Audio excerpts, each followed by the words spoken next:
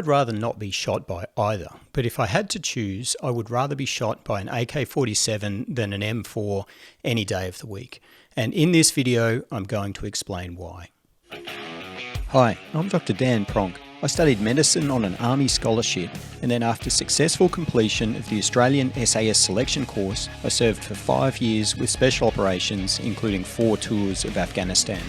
On discharge from the Army, I completed a Master of Business Administration, sparking a keen interest in entrepreneurship and leading me to co-own multiple small businesses.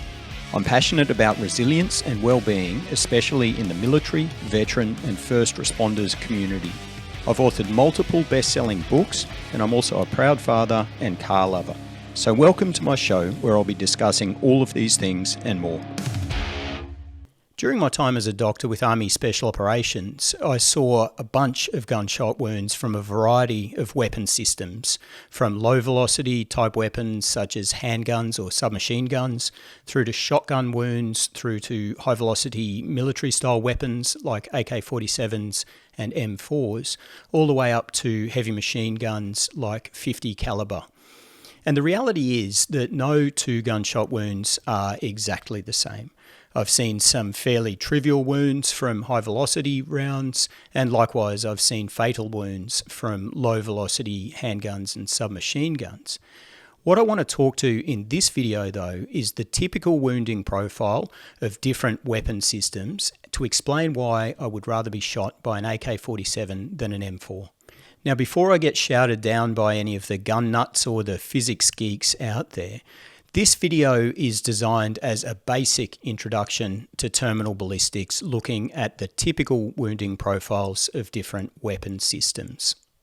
I'm not going to take into account different ammunition types, different loads, different projectile types. I'm going to be talking to, when I discuss AK and M4, a standard NATO jacketed round, a full metal jacket round that we might have found on the contemporary battlefields of Iraq and Afghanistan. Before we get into the wounding profiles of different weapon systems, it's useful to consider some of the physics of what's happening when a projectile is fired out of a weapon and what happens when that projectile hits its target. When a projectile leaves the barrel of a weapon, it leaves with what is known as its muzzle velocity. So the velocity it's traveling at as it leaves the muzzle of that weapon. And there's two main factors that will determine this muzzle velocity. The first factor is the amount of gunpowder or propellant that's in the bullet that accelerates that bullet out of the barrel of the weapon system. And the second factor that determines muzzle velocity is the mass of that projectile, how heavy it is. Now, not all bullets are created equal. So in smaller caliber weapons like handguns or submachine guns, you have less propellant, through to larger bullets that are fired out of military style weapons like AK or M4 that have more propellant, all the way through to your heavy machine guns like your .50 caliber that have more propellant again. Once the projectile has left the barrel of the weapon system, it follows a parabolic trajectory. So it starts to get impacted by forces in the environment, these main forces being the effect of gravity, pushing the bullet down towards the ground, and then the air resistance. As the bullet moves through the air, it's pushed against by the resistance of that air, which serves to slow it down. So as the bullet travels further and further along this parabolic trajectory, it gets slower and slower because of this air resistance. Once it's left the barrel, the projectile is stabilised in flight by two main factors. The first factor is what's known as rifling within the inside of the barrel of most weapon systems. And what this does is it's curved spiral grooves that engage the bullet as it travels down the barrel and start it to spin while it's in that barrel. So when it exits the barrel of the weapon system, it's spinning in flight, and this serves as a stabilizing force. It's kind of like when an American football is thrown, it spins, and there it's stabilized in flight because of that spinning motion. The second factor relates to the shape of the bullet. So most projectiles are pointy at the front, or more pointy at the front, and flat at the back. And so what happens as that projectile cuts through the air, the forces of that air moving over the projectile help to stabilize it in flight while it's traveling at high speed. As the bullet slows down, either it reaches the end of its trajectory or it starts to slow rapidly if it's hit a target, it tends to destabilize. So those forces that help to stabilize the bullet in flight are no longer present, they've changed, and the bullet starts to destabilize and undergo a process known as yaw, often referred to as tumbling. This yaw or tumbling effect is caused by the shape of the bullet. So when we look at a standard projectile, we can see that its center of mass, so the midpoint of the mass of that projectile, is further back than the halfway mark. So as that bullet starts to slow down, it loses those factors like the spinning and the air pressure that stabilize it in flight. As it starts to slow down, it destabilizes and the center of gravity wants to flip around and start to travel forward. So as a bullet slows, it will start to destabilize, yaw, and then eventually it will tumble so that the back end of the bullet is traveling at the front of its trajectory. When we consider the damage that a projectile does when it strikes a target, this is all about how much energy that projectile can dissipate into the target. This energy is known as kinetic energy, and it's bound by the kinetic energy equation, which is Ke, kinetic energy, equals half mv squared, where m equals mass of the projectile and v equals the velocity of that projectile when it strikes the target. This makes sense. So when we consider the damage done by a projectile with more mass, a heavier projectile traveling with more velocity, more speed, is going to do more damage. That makes sense when you think about it. But what's important to consider is when we look at the kinetic energy equation, the velocity factor is squared, which makes velocity a more important factor when it comes to the amount of energy that a projectile dissipates into a target and therefore the amount of damage that the projectile does. Velocity is a more important factor than the mass of that projectile. This version of the kinetic energy equation, where we look at Ke equals half mv squared, assumes that the projectile has come to a complete stop within the target. So it's lost all of its velocity into that target. Now, of course, with gunshot wounds, this isn't always the case. The projectile will sometimes travel through the target and keep going out the other side. So in that instance, we have a variation of the kinetic energy equation, which is Ke equals half m. So the mass component remains the same. But when we look at velocity, we end up with v1 minus v2 squared. So v1 is the velocity of the projectile when it strikes the target, and then v2 is the velocity of the projectile after it exits the target. So the velocity that it carries with it after it's passed through the target. And so by using these two velocities and then calculating the difference in between, we can work out how much velocity that projectile has wiped off in the target and therefore how much energy it's dissipated into the target before it's continued on. And we use that change in velocities to calculate the kinetic energy that the projectile has dissipated into the target, which then goes on to cause the wounding. Considering all these factors, what we want in a projectile to cause maximum damage is for it to have a high degree of mass, a high velocity, but then also to come to a stop within the target and dissipate all of its energy into that target.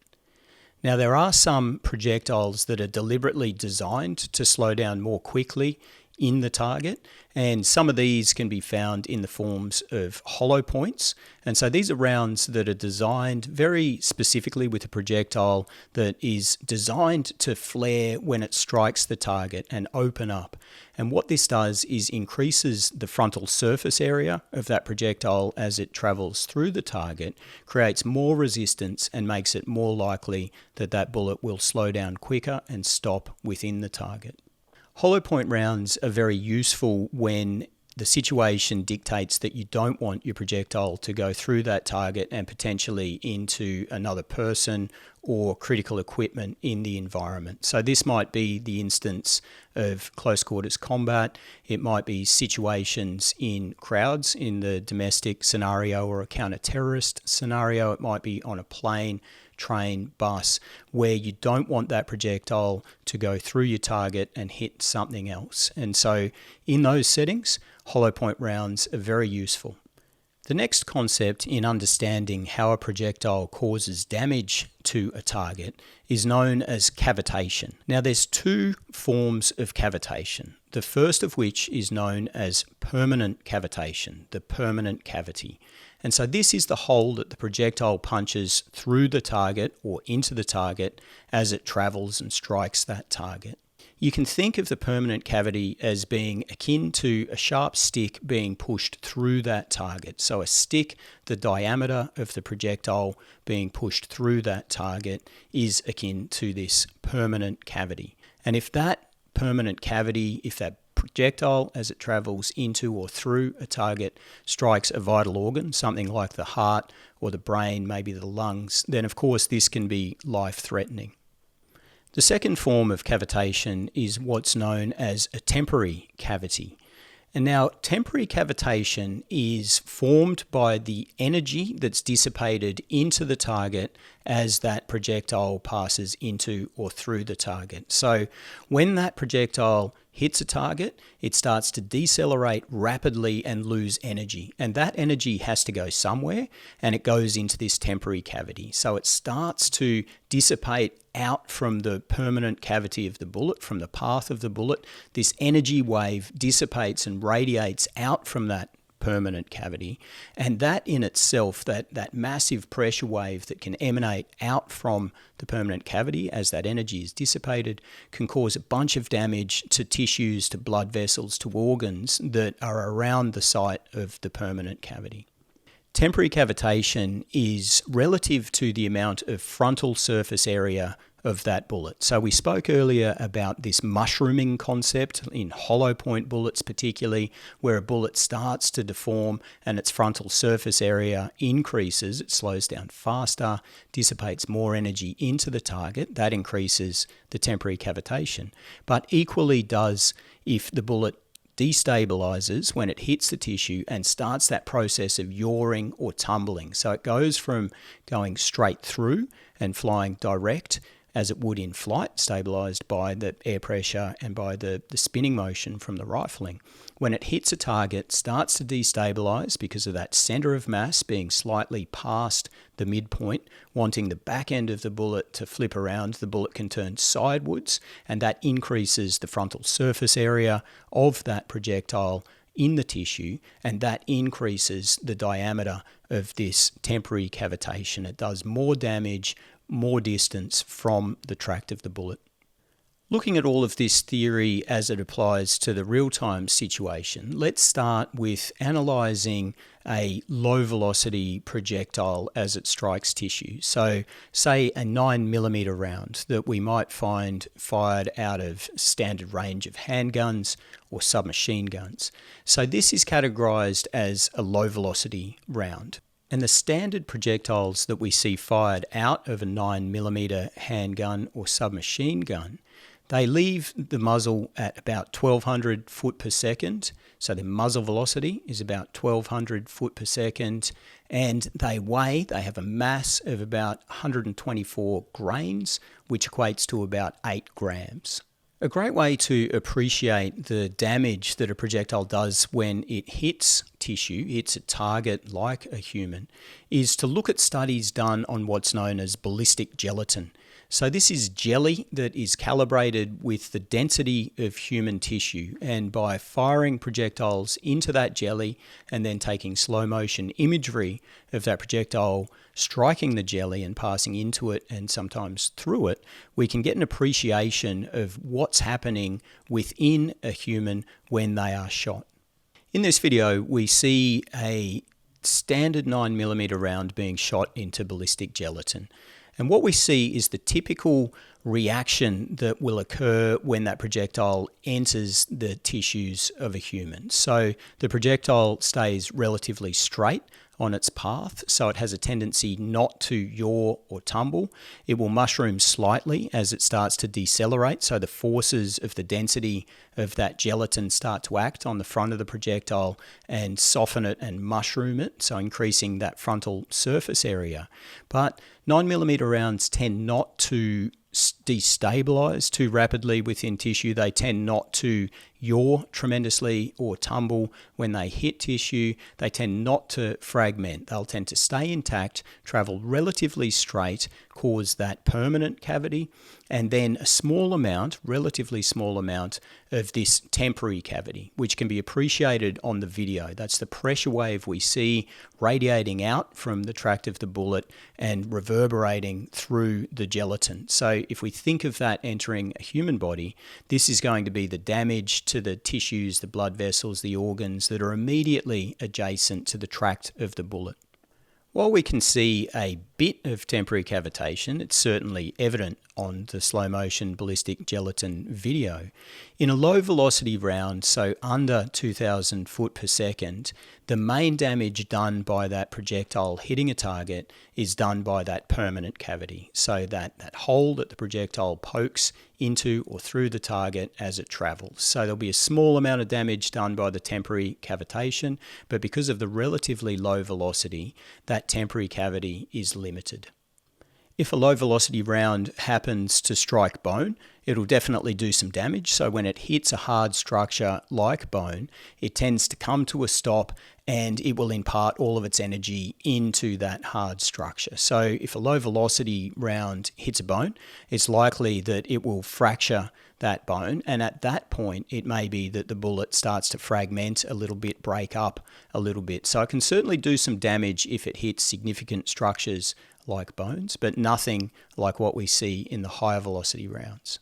A word of warning here: if you carry a 9mm or a handgun, particularly in a holster, this image here is of a 9mm that discharged in a holster tucked down the back of someone's pants. And it's a good illustration of the damage done at point blank range by a low velocity round, a 9mm round. So this pistol has activated, the projectile has punched through this person's buttock, and you can see the tissue damage done by that projectile. So that's the permanent cavity as the projectile from point blank range punches through that buttock. But you can appreciate that there's not a huge amount of bruising or tissue destruction around that permanent cavity. So even at that extremely close range, there's very little damage done by the temporary cavitation of low velocity projectiles.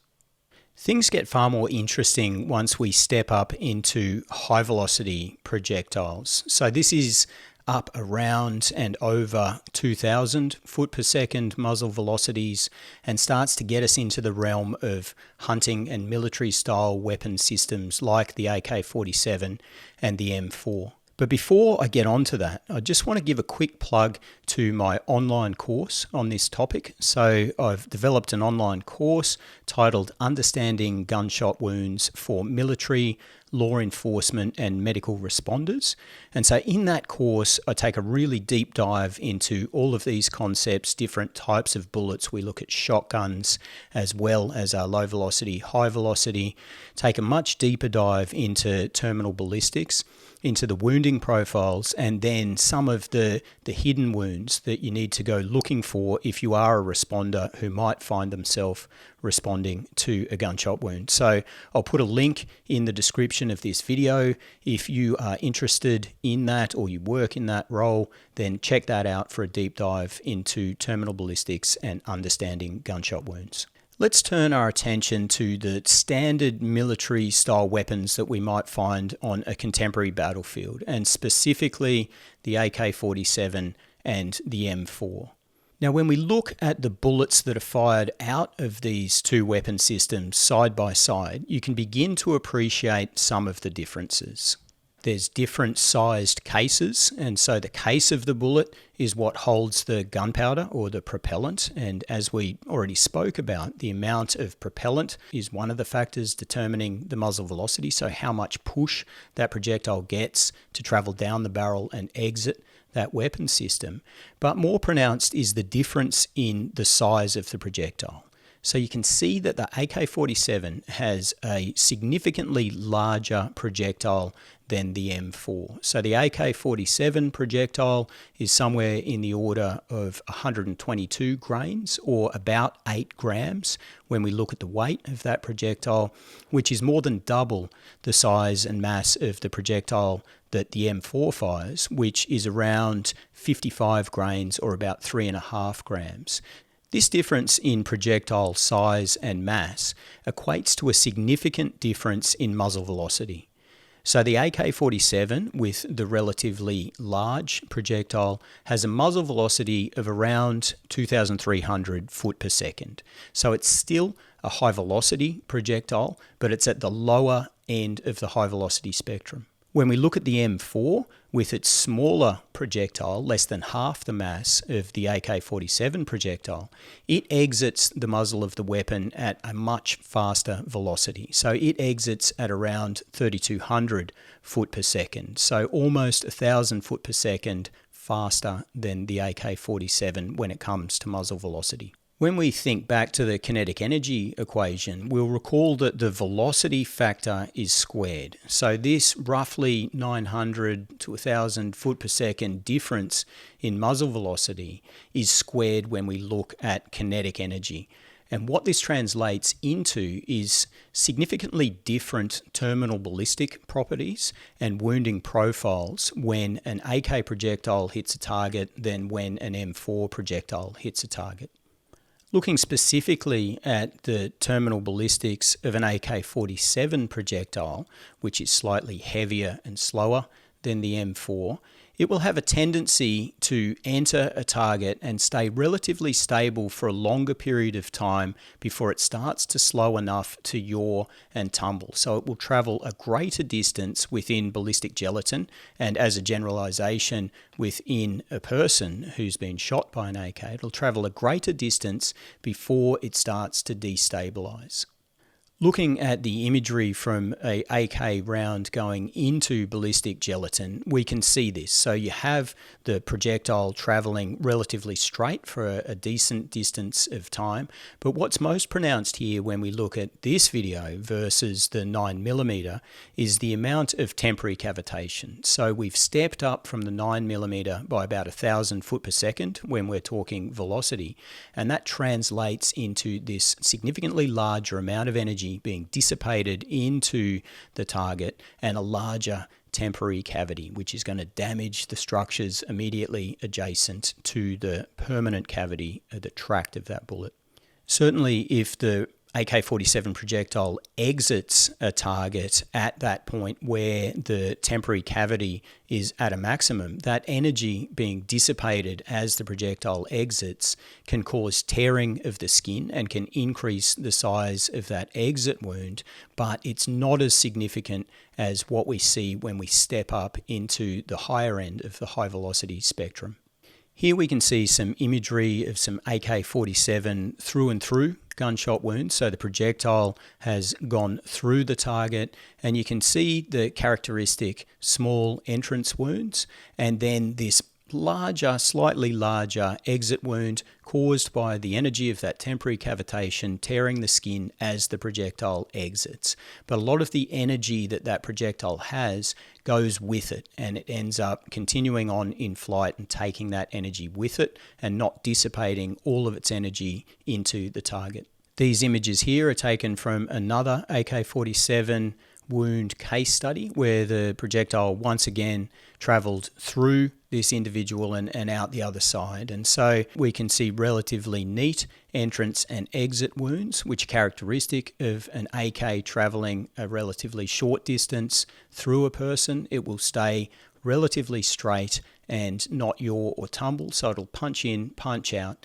And you can see as this wound evolves over a period of days, you can see the bruising coming out around that entrance and exit wound, and that's due to this temporary cavitation, so that energy dissipating into the tissue, causing damage to the blood vessels and causing that bruising that you'll see come out over a period of days to a week after a gunshot wound. If you want to see that particular casualty scenario play out real time, it was captured on helmet camera, my own personal helmet camera. I was there at the time, and a couple of my colleagues also captured the incident where that soldier was shot. And I've published that in another video called Special Forces Extraction Helicopter Under Fire. So if you're interested, be sure to check that out as well. As we move up in velocity of the high velocity spectrum, we get to the bullets that an M4 fires. Now, as I mentioned before, these are traveling at a muzzle velocity of about 3,200 foot per second, so about 900 foot per second faster than an AK-47. They're a much smaller, faster projectile than we see from an AK, and this changes their terminal ballistic properties. When an M4 projectile hits a target, we see a very different profile of wounding. So it will travel a much shorter distance before it has a tendency to destabilise, to yaw and tumble. And what we also see, even in what's known as a jacketed round, so the standard NATO round that we would fire out of our weapon systems in typical warfare, which are lead encased by a copper jacket. So that is a projectile that is very deliberately designed not to fragment. It's meant to stay intact. But what happens as a byproduct of this significant velocity of an M4 projectile when it hits a target and destabilizes quite quickly, starts to yaw as it turns side on, the shearing forces of the tissues pushing against that projectile can have a tendency to tear that projectile open. So while it's not designed to fragment, what we'd often see, particularly in close quarters type battle in ranges under 100 meters, where that projectile still has most of that muzzle velocity when it strikes a target, is the projectile yawing and then the shearing forces fragmenting that projectile. Now, once a projectile fragments, each of the different fragments that came from that initial intact projectile take on their own terminal ballistic properties. So they have their own path in themselves and can cause damage and travel great distances within the body. These images are taken from a M4 wound on an enemy fighter who was hit from a range of about 150 meters. The entrance wound that we see here is fairly typical of an M4. It's very small and very neat. But what we can appreciate in this image is the massive amount of bruising that radiates a fairly significant distance from that entrance wound. And this is to do with that temporary cavitation. So the projectile has entered, it destabilizes very quickly, dissipates lots of energy, and that temporary cavitation, that pressure wave, travels a greater distance. So while that entrance wound is in the upper buttock, we can see that there is significant bruising traveling right up the back of this casualty. When we look at the exit wound from this casualty, we can see immediately that it's far more catastrophic than the AK-47 case studies, with a huge amount of tissue destruction and loss from the lateral thigh region. Now, it's important to note here that when we look at this case study against the case study of the AK-47 through and through to the buttock, we're not comparing apples and apples. So this M4 round travelled in through that buttock region, but it actually struck the thigh bone, so the upper femur of that casualty, and that accounts for this massive amount of damage that we see in the exit wound. So the bullet, as it travelled through and hit that bone, it slowed down far more rapidly than it would have if it just passed through soft tissues, imparted so much more energy than it would have if it was a through and through, and then on top of that, because it shattered that bone, because of all of the energy that it imparted into the bone, those bone fragments, they start to take on their own terminal ballistic properties and become secondary missiles in themselves. So this is an example of a high velocity round doing maximum damage because it struck bone. The projectile has stayed within the target mostly, and you can see the high density bullet fragments, those dark white pieces on this X-ray. They're little pieces of bullet. So the bullet has come to a near complete stop within that casualty because it's hit the bone, and then that's translated translated into a massive amount of energy being dissipated into the bone, into the soft tissues, and that's seen in the massive tissue loss. So the tissue has just been blown out by this pressure that's caused by that high velocity projectile stopping very quickly and dissipating a whole bunch of energy into that man's thigh. So while that is an example of a M4 bullet probably causing maximum damage in that region because it struck the thigh, even when a M4 projectile doesn't strike bone, it still has that tendency to destabilize more quickly, tend to yaw more quickly. It doesn't take as much tissue to travel through before it will yaw, destabilize. And then, as mentioned before, this tendency, despite being designed not to fragment, the standard NATO M4 round is jacketed round, designed not to fragment. But what we would see is just those shearing forces because of that higher velocity than the AK-47, causing the M4 projectiles to fragment more often. And so even in the absence of hitting a bone, for those reasons, I would still much rather be shot by an AK-47 than an M4. If you liked this video, then please hit like. If you want to stay up to date with my videos as they come out, then please do subscribe. If you're into this sort of stuff, check out all my previous videos with similar content. But look, thanks for watching. It's been awesome to have you along for this video. And until next time, be sure to stay safe and don't forget to have some fun. Cheers.